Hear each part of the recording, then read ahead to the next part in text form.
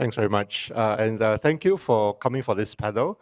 It's probably one of the more interesting panels I thought that we're going to have as part of this whole series, and probably interesting but yet very relevant going forward. We started off with the idea of the power of science in a multipolar world. I think we've evolved that to geopolitics, to genomics, concurring minds in a multipolar world. But I wanted to start maybe by talking about the power of science in a multipolar world. And I think most of you would immediately start thinking about how science collaboration and so on has a way and has a role. But I also wanted to maybe bring to the attention the phrase, the power of science. It is precisely because we are all understanding the power of science that science is being embroiled into politics. So I just also wanted to start off with that sort of like understanding, but yet the power of science to overcome politics, I think is something that we might want to talk about a little bit as we actually explore this topic. So maybe I'll start off by allowing each of our panelists to speak a little bit about what they think, what they have experienced in their own sort of like scientific careers, how they have seen the power of collaboration, of concurring minds, but at the same time had to deal with the realities of our times. And perhaps then from there, we can take the conversation going forward. Maybe I'll start off with Randy, just giving a few of his thoughts on this topic. Thanks. Thank you. So my entire career has been devoted to basic science. I've only cared about doing experiments, making discoveries, publishing in international journals, and sharing my knowledge. Fortunately, I've had the benefit of students and postdoctoral fellows from around the world, including quite a number in the last years from China. And I have treasured the ongoing relationships that I've had with all of my students and fellows around the world. But as we all know, politics has intervened and made it more difficult to travel and to communicate. But my bottom line has always been basic science is something that is going to be published. It's going to be openly accessible. With the advent of electronic publication and open access and archives, there's no impediment to the sharing of knowledge, and that should not be challenged by political differences. I've had the benefit in recent years of being able to help develop an international collaborative research effort on Parkinson's disease, which I'll briefly mention in my talk later. This is supported by very generous funds from Sergey Brin, the co-founder of Google, who unfortunately has a family genetic history of Parkinson's disease. So he has invested now well over $1 billion in developing basic science initiatives, first in the United States and now through this organization that I lead called Aligning Science Across Parkinson's. We have formed teams of investigators around the world. We have had no impediments, no political impediments. We've had no interference. We've been able to send money to China, to anywhere, with no politics at all. Now, of course, I'm aware that federal funding in the United States is more seriously constrained. Investigators who have federal funds in the U.S. are obliged to list their collaborators, even if they're not sharing funds with their collaborators. And in the new administration, it's now, unfortunately, not possible to share resources with investigators in other countries. Nonetheless, the information continues to flow freely, and meetings like this and other meetings where international students gather are a source of great pride and scientific and in the advancement of such collaborations. So as bad as it may get in this polarized world, I think at least insofar as basic science is concerned, we have a clear path forward to expand the horizons of scientific discovery. Thanks, Randy. So I think the idea that there is a network of people that you've been working with, there are ways of actually sort of like ensuring that that collaboration still occurs despite the tensions that might be we are faced with in today's world. That's hopefully something that the rest can also experience, or maybe there is a role for us to be trying to build that as part of our own professional careers to ensure that those kind of networks allow for international science to continue to be in a way pushed along.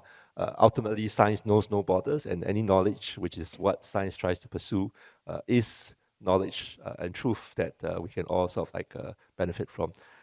Perhaps we'll turn now to Brian to maybe say 5 minutes or so, or what you think, or what are some of the experiences you've had. Yeah, so let me fully endorse what Randy just said. Now, I'm a cosmologist, and you would think cosmology is the thing that probably is the least geopolitical thing on the planet, and that's absolutely not true. it, it too is complex, and I go right back to when I started my PhD in 1989. We were still in the end of the Cold War, and I worked on supernovae, and supernovae are also described as thermonuclear detonations in space. And so my colleagues all worked at bomb labs, not just in the United States, but in other places. And it was a place, even in the Cold War, where Russian and US scientists could work and kind of show their work in something like a supernova, but on display was also the technical prowess that they had clearly developed in the labs over years as well. And so it was an interesting relationship that I think demonstrates the complexity of everything has complexities to it. Now, the basic research that was shared has allowed all sorts of things to develop over time. I'll talk a little bit about them in my talk. As just an aside of why something like cosmology ultimately is useful. It ultimately advances knowledge, and in advancing knowledge, there's all these side benefits, including just training people. So astronomy, moving out of the Cold War, has been used through the great sites that, for example, Chile and now South Africa and radio offer to train up a whole engineering and physics cohort that have a reason to be trained. And then some of them stay in astronomy, but most of them go out and create base capability for their countries. Being able to share that knowledge builds up a very interesting network that provides resilience against the flaring of politics in a day. So at my institute in Australia, I think we have probably 30 or 40 nations represented. These are people you know your entire life. And we were talking here, we all know people in all sorts of places and countries all over the place. And when something bad happens, you've got a network to call on and to say, what is going on? And that ultimately is a damper on, dampens political tensions in a way that seems to be more unique than in other areas. So that scientific collaboration has this real cultural input. And you can see in World War I, the conversations in physics, for example, continued through the war. World War II, the physics became too useful for military objectives, so it stopped. But in the Cold War, as I indicated, it was a useful way to keep channels of communication open beyond just diplomatic channels. So there is a huge set of positive things that come in addition to just the advancement of knowledge. And it is a really powerful way of sharing advancement and helping develop countries, because countries that are developing normally don't have strong research bases to doing things themselves, but they have really smart people who can come in and contribute from a slightly different perspective and contribute to knowledge. And then some of them will be able to stay at home and advance their own countries and move on. So there's many, many ways, I think, that the scientific endeavor, by keeping it open and broad, is a good thing for everyone in the world, even given the complexities. So, Thanks, Brian, for your views. And I think one of the things that I thought he brought out a little bit more was this idea that there is someone you can call, someone that you have worked with over the years. We did have a bit of discussion prior to this about how often the science institutions last much longer than political institutions as well. But yet at the same time, I think it's the pursuit of knowledge, common knowledge, the pursuit of truth, that ensures that it's a community of open-minded people who can then talk to each other.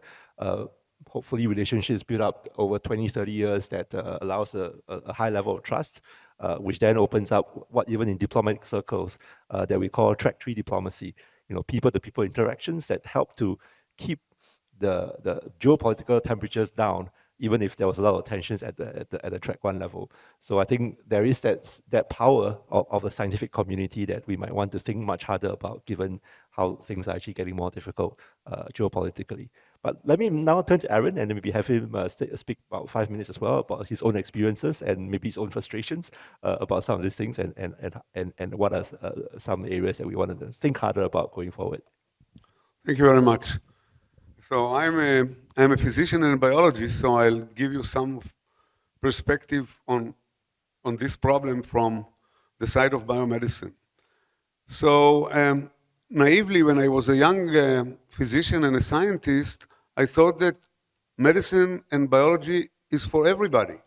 Curing diseases, overcoming famine, hunger, and there should be no limits. When I grew up, I gradually lost my naivete, and it turns out that there are huge limitations on what we are able or unable to do. And let me just take a very short view from 30,000 feet. One limitation is, of course, morality. And different people have different moralities. So, for example, the issue of early embryonic life, studying early embryonic life. Can we do it or can't we do it? Cloning people. Are we going to clone people or not clone people? So this is an issue of morality that we are all sharing, but different people from different countries, different cultures, different religions, different backgrounds and history have different types of moralities. Then related to morality is, of course, religion. We are belonging to different religions. Think about Catholicism versus Unitarians. I mean, they are two completely different people, and they have different views of the world. And for example, if you take the issue of abortion, or even abortion when you know that there is a fatal or horrendous genetic defect, different people have different views. So should we do it or shouldn't we do it? Then comes politics. And politics, we talked about already about it, and politics is very complicated. Different countries have different politics, and politics can be internal and it can be external. So, for example, countries would like to defend their security issues, development of a new weapon system, and not sharing it. I can tell that my country is very strong at that, Israel. So this is one issue. China, for example, and I'll give you an example, would try to protect the integrity of the nation. So there is a city in China that used to be the old capital of China, Kaifeng, and the British travelers discovered in the 19th century some Jewish people there, very strange. And the history of the Jews told these travelers is that they came 1,000 years ago in the 10th century along the Silk Road. And they had Jewish habits and so on and so forth. So I was interested in knowing whether they are real Jews by doing some genetic testing. No way to do it. No way in the world. So, because again, it's an internal political Chinese, it has nothing to do with the foreign relationship of China, to kind of keep the integrity of the nation, because if there will be differences between people, China wants the nation to be one single nation, believing in one single principle, and so on and so forth. So it can be internal politics. And then there is external politics. Think about the relationship between the United States and China and collaboration, international collaboration between the two. So we talked about morality, we talked about religion, and we talked about politics. And the last one, and very important one, is economical. Think about the economical limitations. Again, I'll give you an example from within Israel. Israel has basically one major health insurer, a big one, that insures about 6 million people, huge amount of knowledge embedded there, and then there are a few others that are very small ones. And they hold huge treasure in their hands because they have all the clinical records, including for many people also genetic records, for example, for cancer patients, oncogenes, and so on and so forth. So this should be open to the public, because if cancer researchers want to develop something, the drug to study the disease, the biopsies, the genetic information should be available. And we had a trial to open it up, no way to open it up. They hold it like an economic treasure. Why? Because they say, pay us money. You want to pay the money because if you develop drugs and you will make money out of the drug, who will share the earnings? The country, the university of the researchers, who will share the money? Why we shouldn't share the money? Because we hold the treasure. And so on and so forth. So there are lots of economic issues here too. So you see that despite the fact that, naively we might think that it's open for everybody, for the benefit of humankind worldwide, it's not open. So let me just conclude. Should we be pessimistic or optimistic? I think that we should be optimistic. I think that Brian mentioned that the lifespan of politicians, we had a pre-conversation before this discussion, is much shorter than the lifetime of scientists. So looking at that, well, this is kind of a nice view. Science is moving nevertheless. Science is moving nevertheless, and it's moving. It could have moved faster if there would have been much more collaboration among nations, among groups, and so on. But it's moving, and I want to mention to you one fact that I am going to mention also in my talk later on during the day. Look at lifespan, just lifespan. 120 years ago, 126 years ago, people lived around 45 to 50 years. That's all. They died of infectious diseases, no imaging, no nothing. Now, only 120 years later, we are living 85 years. We managed, just by science and technology, to expand lifespan by 60%, 60%, compared to nothing that we achieved in the previous 4,000 years. The old Egyptians lived 25, 30 years. We managed to get it to 45, 50 in 4,000 years, and then we jumped by 60%. That's all science and technology. So we should be optimistic. We are moving, but we could have moved faster. Thanks, Aaron. So I think this really brings to bear the power of science. But of course, the power of science must then, in a way, lead to the realization that you would invariably be embroiled into, this idea of morality, politics, religion, and even this idea of progress of nations. And there is probably a reason why some of these forces then maybe begin to impinge on the space for the advancement of science. But yet, there are ways that we can find going forward. And I guess maybe the role of the scientist is to find the space, find the community, find the networks, maybe find the platforms like this, where some of these conversations can continue to take place and progress can be pursued as a community and as a group of people that trust each other. But maybe now I'll turn to the lady on our panel and maybe working in one of the most sensitive areas of technology right now, and maybe to share some of your experiences and some of your views on this. Thanks. Yes, so quantum science, quantum physics, when I started in this field, it's purely scientific, purely fundamental. Nothing is applicable to anything. Well, now quantum technology is getting even the sensitive, categorized as a sensitive technology. So, most of the scientists or researchers working in this field not really know the new world of quantum technology, which is considered as a sensitive or even non-closed, that kind of regime. So we started to learn how that change will come and what we need to do. So that is not easy thing, because as O said, I think most of the scientists agree we need diversity, we need openness, we need a network in the world. We do not want to segment our research. And that's the principle of our research in the universities. And so, one thing is, of course, which we talked a lot here, what science can do. And that's very, very important, of course. But we also need to think what scientists can do. So as a scientist, the individuals, what we can do to our science to be used correctly or in a good purpose, not destroying the world, to contribute the wellness or sort of health of the globe or whatever sort of, it's a goodwill. So in the sense, we all need diversity in a scientist as well.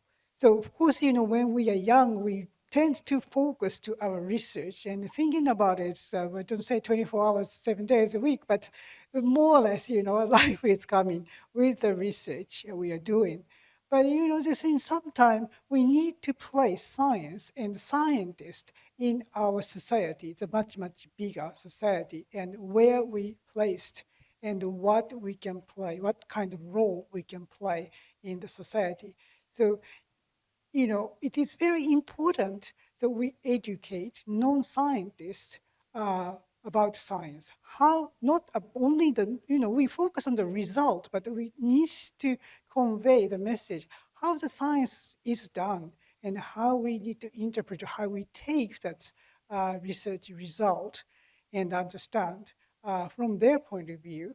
And also, we need to diversify what a scientist's role in the society. Of course, some people will be the professor, or some people will be the company researcher, some people doing the startups, and so and so. But, we need to also think about some people need to go to politics, maybe policy making, different roles. It's, every sort of aspect, science and technology are more and more important and more powerful. It's change how we live. So every sectors need a scientist in the sense. So that's probably in the future, we have to think about even including educational system.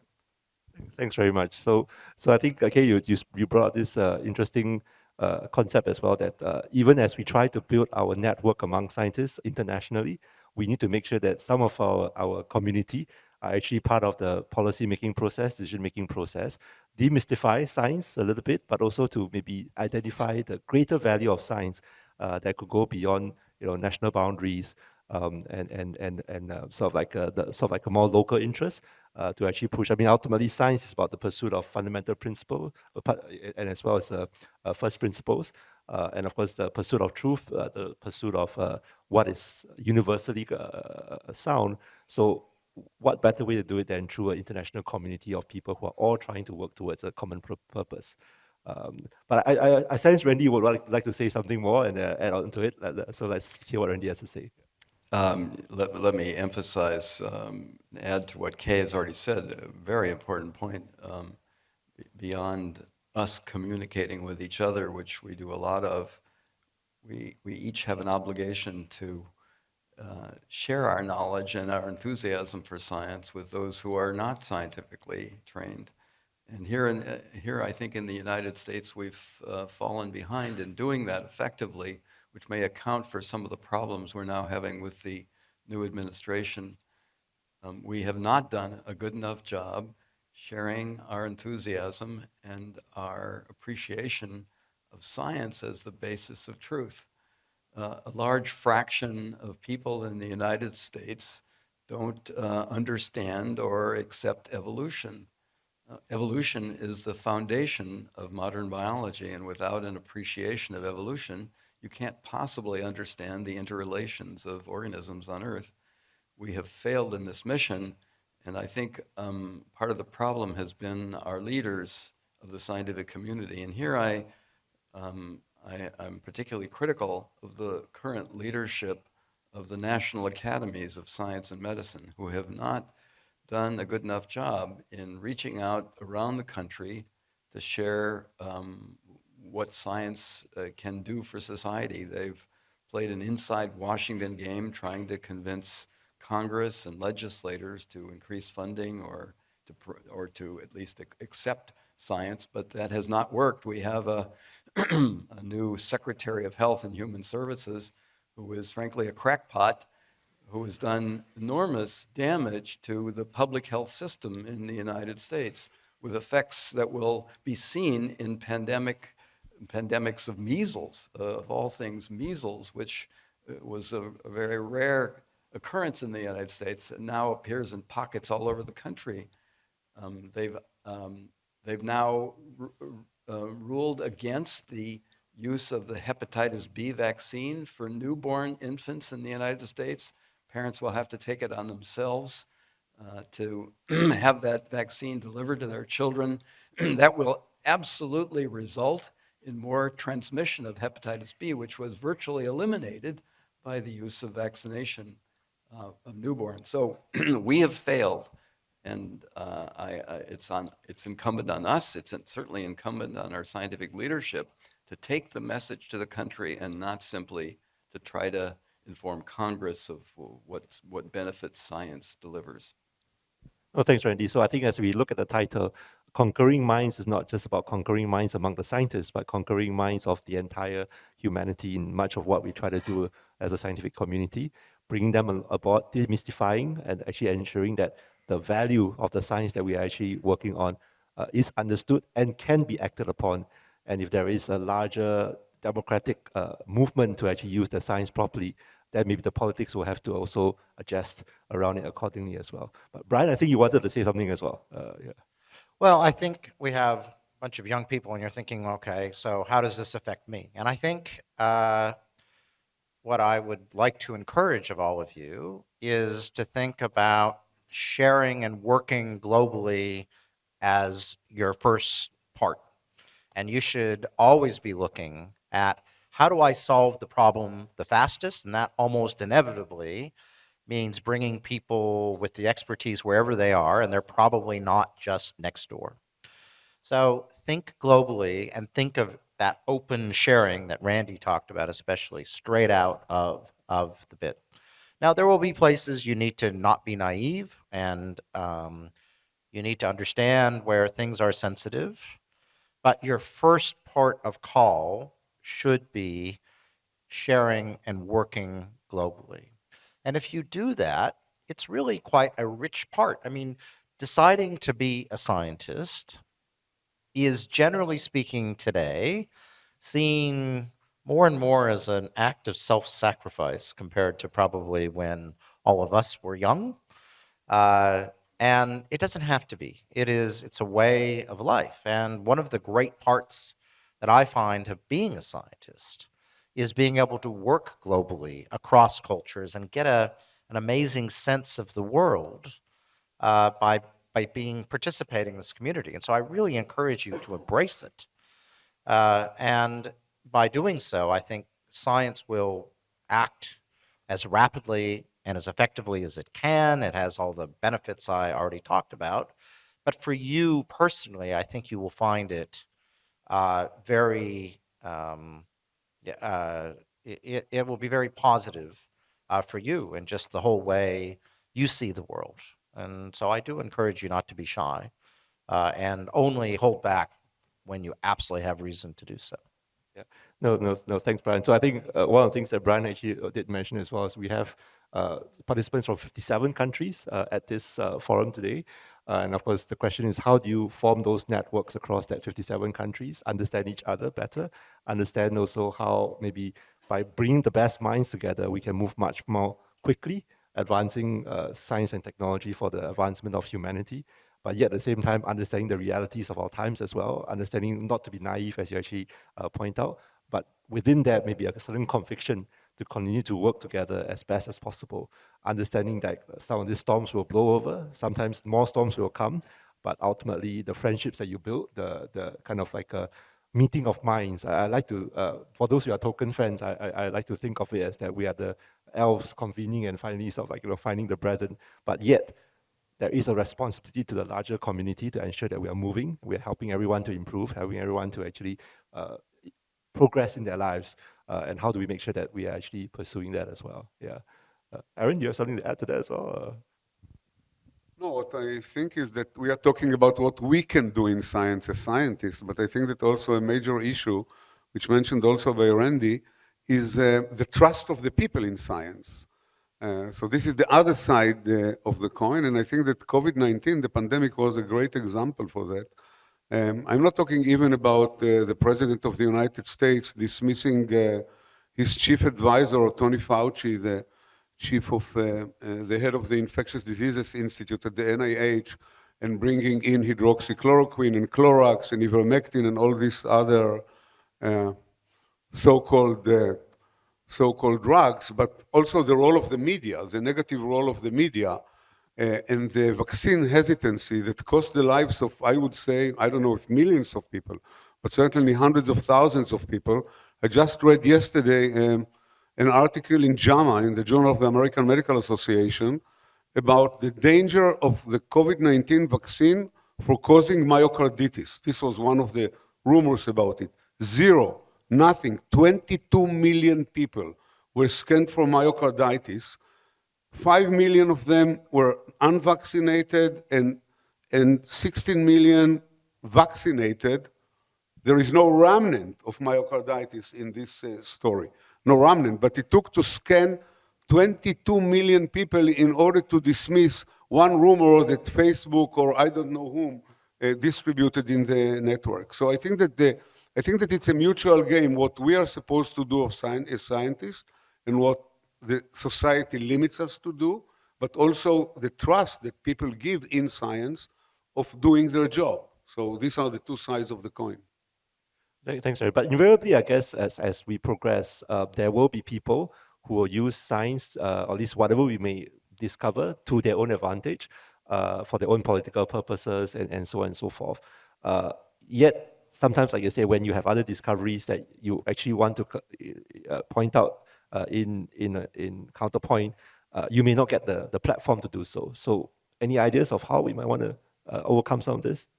And I didn't mention, of course, the story. Randy mentioned the hepatitis B vaccination. I didn't mention the measles vaccination that so many children died, and the MMR, the measles, mumps, and rubella, and the story of autism. It's all bullshit that the public bought, and it cost the lives of, I don't know, thousands and thousands of kids. Okay, any thoughts on this? Yeah, so it is really worrisome, I think, that fake science and that kind of rumors are taken as almost the same way as a decent research results, particularly in this new, what's the SNS world, basically. And I think, it's also in the multipolar world, criticism is difficult because we don't know what kind of reaction we might get. And so that's why just that you said trust is very important, but it's very difficult to form trust. And only the thing we can get the trust is, I think, is, criticism. And critical mind is very important, like scientists always have, and the constructive criticism and the discussion followed by this. And that's only the way we can have true trust. And without that, I think, it's very difficult. Everything will be superficial and the trust won't be formed. And, we don't know, then, people don't know which to believe. And that's kind of caused a chaotic in terms of the information world. So I think scientists probably have or should have a role in there, just don't need to patrol or anything, but, we need to have more correct information in the internet, and we need to have more constructive criticism that the science, the way of science need to be explained then anyone can see. So that's, I think, a continuous dialogue of that is important. Thanks, Kate. I thought you brought up a very important point about trust. And I think trust will be very important, especially in a multipolar world. And the question, of course, is how do we build that trust? And of course, the other question is, at which levels are we building that trust? Is it, trying to convince the people in power about actually what the science is all about? I mean, we talked a little bit about this whole idea of quantum, and quantum actually is maybe simpler than it most people think it is, but yet, because people don't understand it enough, they think it's this mystical power that is going to create, so much more advantage for anyone who actually invests in it. And but that is also the reason why there is so much restrictions, so much, uncertainty, so much, pressure on you who are trying to do research in that area. So I wonder whether you have something to say about that as well.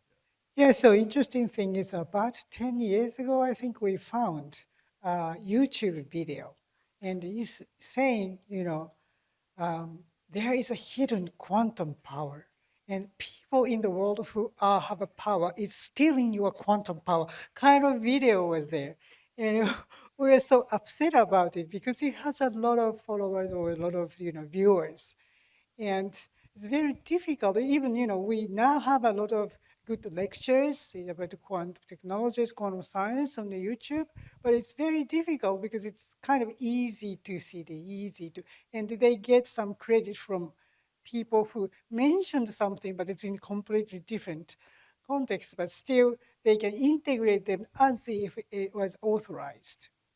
So without really talking to them, without a dialogue, it's very difficult for the ordinary people to think, well, should we really believe this or not? So I think, the scientists need to be open to everyone. So I think that that role that we have to educate, to ensure that there are people who understand it. Brian talked about bringing people from developing countries and making sure that they themselves also build up capabilities in it. There are two positive outcomes of that. One is that it no longer feels like it is the protect of maybe powerful countries, but at the same time, it also demystifies it for many other people and maybe makes it a bit more of a public good that the rest of the world can also consume for the progress of mankind as well. One of the things that we do pride ourselves in Singapore is that there's a certain level of trust that people have in Singapore because we always just speak what is the truth. And I did wonder whether platforms where people can feel that there is a certain international, either international sort of like collaborative perspective, or maybe a certain integrity, in terms of what is actually being said, may be necessary for us going forward to, progress science in this multipolar world. Randy, may you want to comment on that? Thank you for raising the issue of trust. In fact, I think scientists are largely to blame for some aspects of the lack of trust in what we do. There have been so many reports on prominent publications that are simply not reproducible. Some years ago, a study was done by one of the biotech companies, Amgen, to investigate the 50 most prominent papers in cancer biology, which might have led to drug treatments against targets that seemed attractive. And they reported that something like 85% of the key experiments could not be reproduced in the rigorous environment of their own laboratories. The lead investigator found one of the senior authors of the paper that they could not reproduce at a cancer meeting in Boston, and he asked at a breakfast conversation how it was that these experiments were reproduced in his lab, whereas at Amgen, they had attempted to reproduce the experiment 50 times and failed every time. The lead investigator, who was not named, said, well, we did the experiment 6 times, it worked once, and that fit the paper best, and so we published it. Now, obviously, that's not going to be a common response, but I fear that the pressures that we all feel, particularly you in the audience feel, to publish in what I call these so-called high-profile journals are such that people cut corners, cherry-pick data, make the story look better than it actually is, and that leads to evidence of irreproducibility that has brought down some very prominent scientific careers. We must do a better job cleaning up our act, and I think the journals themselves must take responsibility to make sure that the integrity of the literature is improved and intact. Because without that, why should anyone trust us? And thanks, Randy. Brian, you want to say something? Yeah, so that was something, I was the president of a university for 8 years, and I was thinking very carefully about, how do we think about our integrity? And transparency in its absolute purest form, I think, is part of that. So a question you should be asking yourself when you publish is, how easy is it going to be to reproduce this result if you're not in your lab? Have you explained it? Are there methods, like I would argue within biomedical research, it would be good to create a set of standardized methods that you describe. And indeed, I think even equipment that works to a standard, so that maybe a little bit less pipetting for young people and a lot more working on actual results. But we really do need to have, however it is done in every discipline, transparency. And if that means that a 95 percentile result is no longer acceptable, well, fair enough. I mean, I can tell you in my field, you kind of need 3 9s before you even get your foot in the door, and that's tentative, and 4 9s before people really take it seriously. And I do think we need to evolve our standards over time. But we need to be transparent how we do it.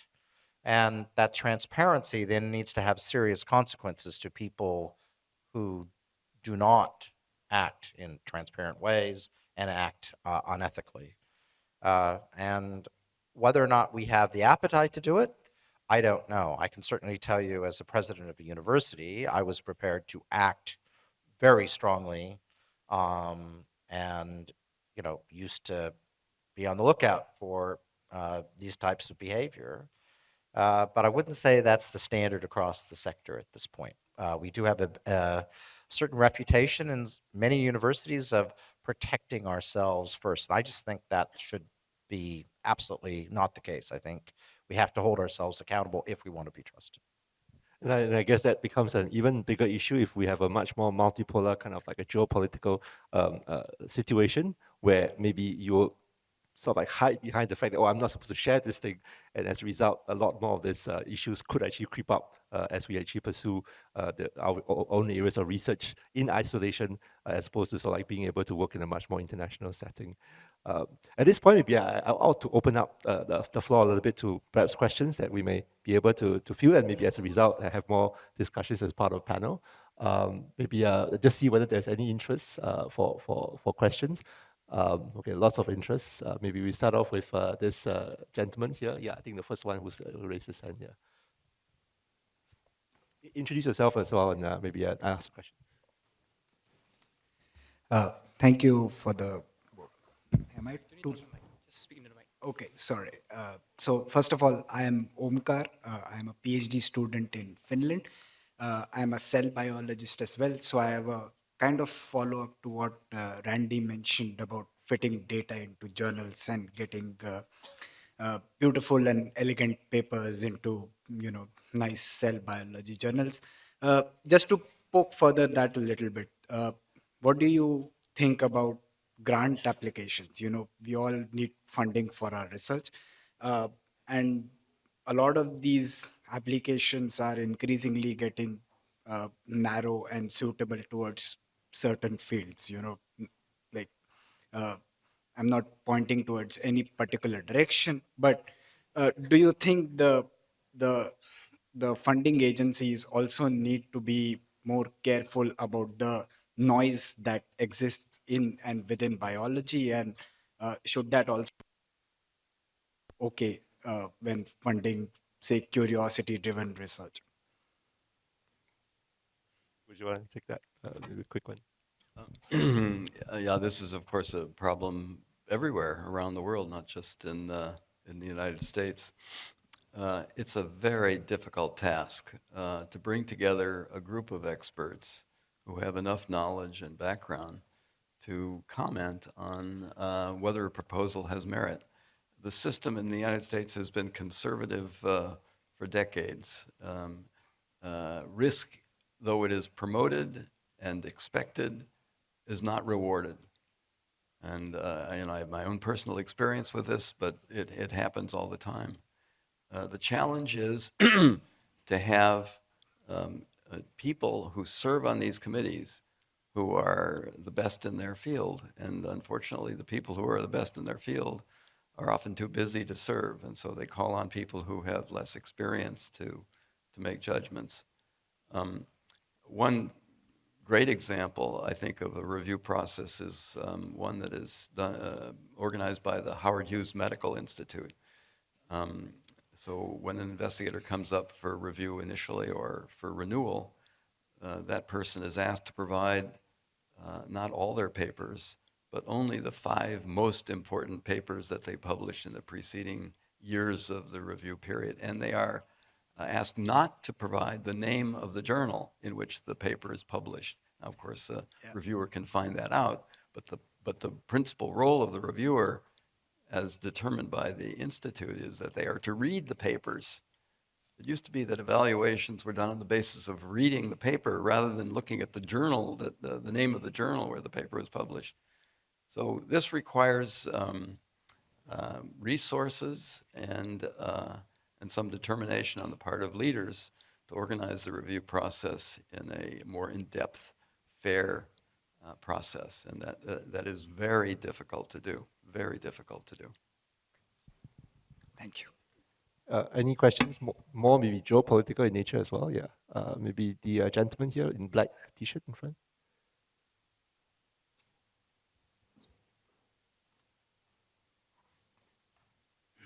Yeah, thank you to all. Great discussion. My name is Oskari Kulta. I'm also from Finland, a PhD candidate in neuroscience. And my question to you, I guess to you all, relates to responsible communication of science, especially for general public, right? And of course, we know that when we want to push the state of the art, we need to have bold ideas and sometimes even ridiculous ideas. And to then go towards those, we need funding. And then we need to sell our work to other scientists, but also the ideas to other relevant parties and occasionally even to politicians, other corporations, so on. But there's a great responsibility in that, right? Because there is a danger of overhyping, overpromising. And I think, especially in the fields of biomedicine, because there's a personal touch, of course, one's health, but also in artificial intelligence or any other particular scientific field. So how do you balance that do you have some personal experience on this or some advice? Thank you. Sure. So it's a complex question about how accountability is given. So from my experience, there is actually a pretty strong accountability within science of overhyping something, especially in a longer term. So if you overhype a result, it's usually caught out pretty quickly by your experts in your field, and they hold it against you, and you're probably not going to get your grant up, and you may well be find it difficult to get promoted, et cetera, et cetera. It will get you a flash in the pan in the media. How do we? Then the question is, how do we think about this as a system so we get better reporting and we get the right stories out? This is one where I think the current system of everyone, just does their own thing probably fails because it's kind of who can sell the most to the media. So some coordinated system, endorsement by the local academies or other organizations who can say, this is a really important story and we should focus on that. I think that can help. I'm loath to regulate it, but I do think there's accountability.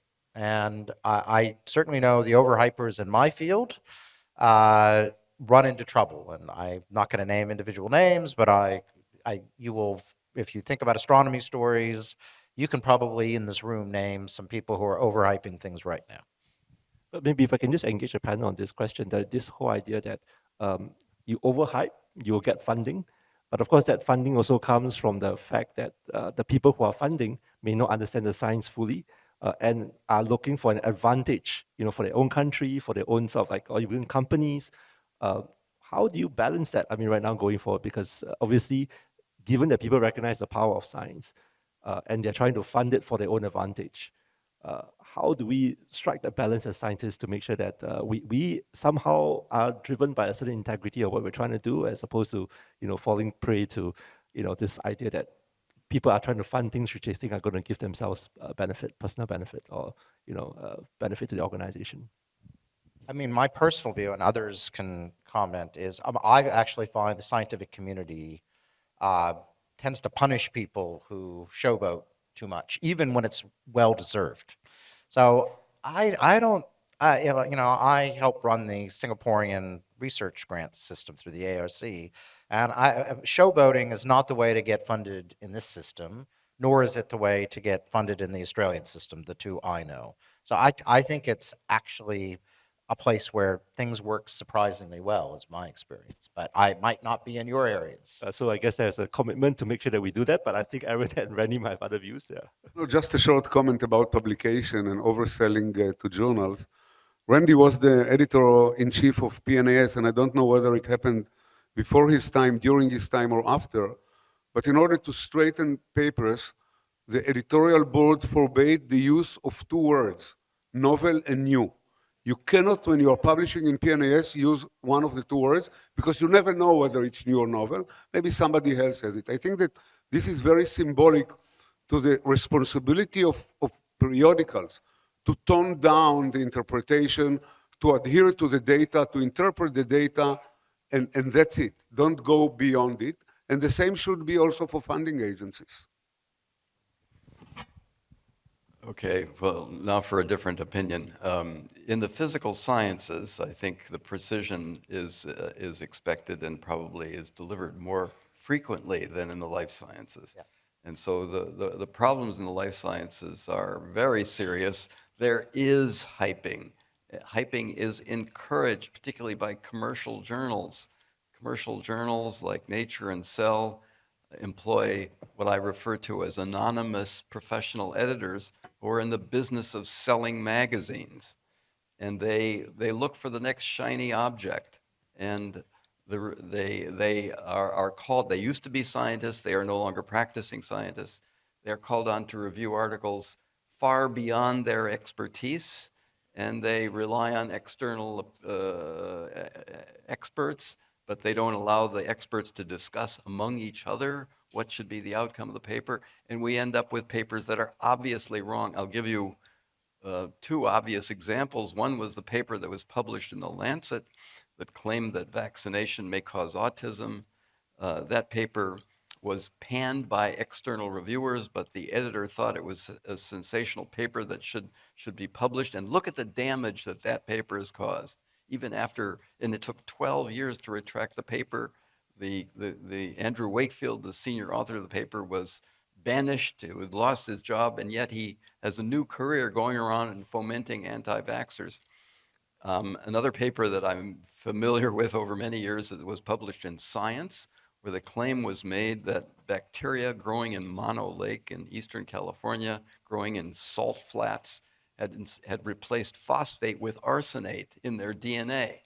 That paper was published with a press conference from NASA promoting the possibility that this was how life off of Earth evolved. It was rubbish.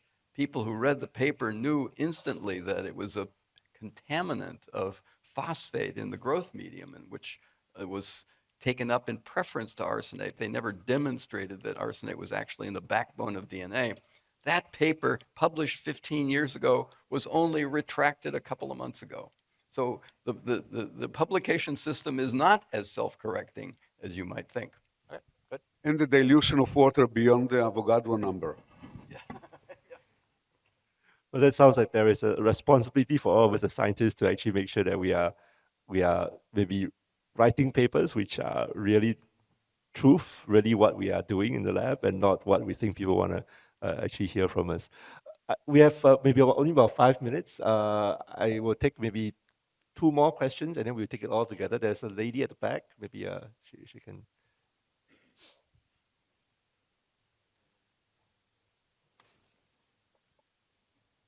Hi, my name is Deepika, and I am a postdoc at TPFL Switzerland. My question is to Aaron.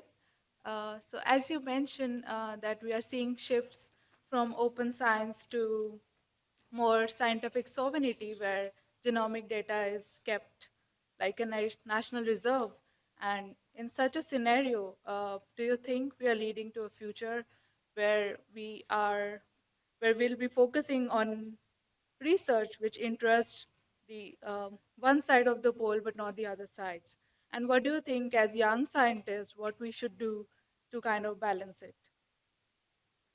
We will take a few more questions as well. There was a lady actually at the back as well. So we take 2 or 3 questions and then we then answer all of them together. Yeah.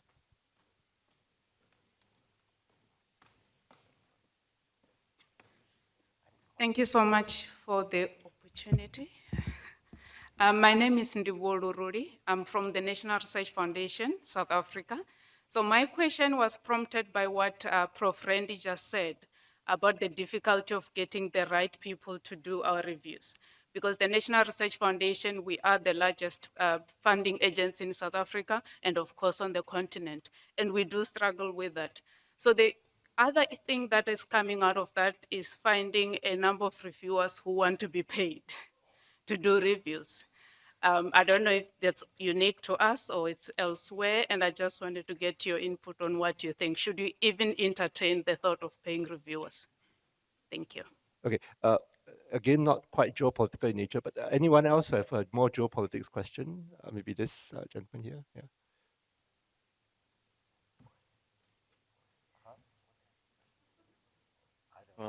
Hi, thank you. My name is Philip. I'm also from Finland.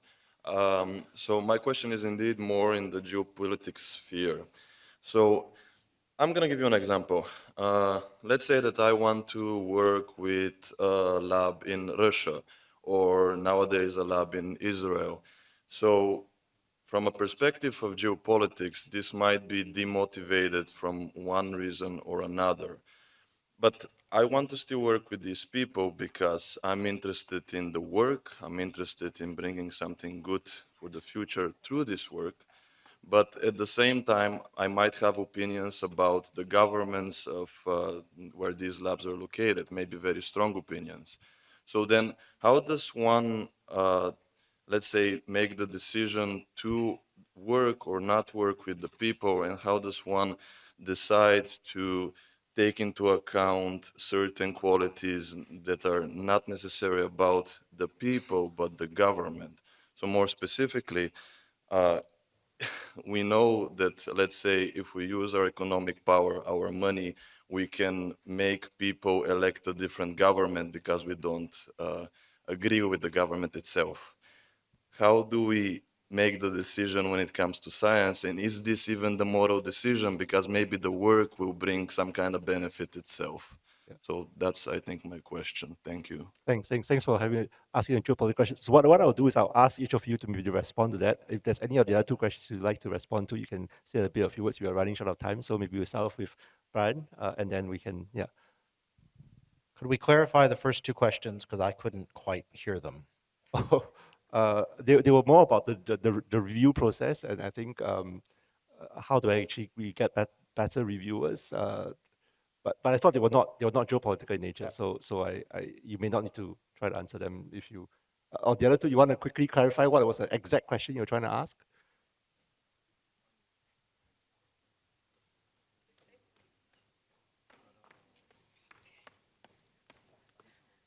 I was just curious to find out from our panelists if we should even consider paying reviewers to review our research grant proposals, Yeah, because we're that's- finding it to become a problem. Yeah. So anyway, I thought that's not quite what our topic is. So maybe answer the last question, because I think that's the one that's maybe most relevant to our panel. Yeah. I think not. We as a scientific community rely on our knowledge to review papers for publication in all journals. I think there may be some journals that pay their reviewers, but very few. We do this as part of our responsibility to the community. And likewise, when I'm asked and if I'm able to provide a review on someone who's up for promotion at another institution, whether it's in the US or abroad, I've never expected to receive compensation for that. And so I think that's part of our general responsibility. But perhaps let's answer the question about if there is scientists that we want to work for in a country that maybe we have issues with in terms of what the government is. We did talk about this a little bit earlier. How should our response be as scientists, and how should we be thinking about how we make our decisions when there's that dilemma that we think that we are faced with? Well, okay. So I'm going to do both, just a quickie. So my experience is, for example, when we're trying to get in-depth reviews for grants, for example, here in Singapore, a payment, because we're having people do 10 or 15 at a time. It's a lot of work. And a couple $1,000s turns out gets you a much better set of reviews that are higher quality and stuff. So I'm afraid I'd like to not have to pay for it, but as expedient, it seems to work. It's a deeply personal set of decisions you have to make when you're working with people in regimes that you disagree with. So I would imagine many of you would have trouble right now with the US regime and some of the things it's doing. And I would encourage on a person-to-person basis to keep up your scientific interactions, because right now I think those are not empowering the US administration's decisions to make things. Indeed, it's probably helping in the long term the progress of humanity. But at some point, if you think you are empowering a regime to stay in power and do evil things, you're probably crossing the line. And I can't tell you where that is, okay? It is a personal decision. But as I said, as your first protocol, I would encourage people to keep the person-to-person interactions open, but then think about at a very high level when you would deviate. And as I said, there will be places I'm unprepared to work with precisely because I think I empower a regime that I don't want to empower. But you're going to have your own places. I'm not going to tell you. So I guess we don't actually have the mics back on. I don't know how many of you actually want to shout. Anything else I want to add? Prof also add on time. So I think one of the things that we've done is that there is a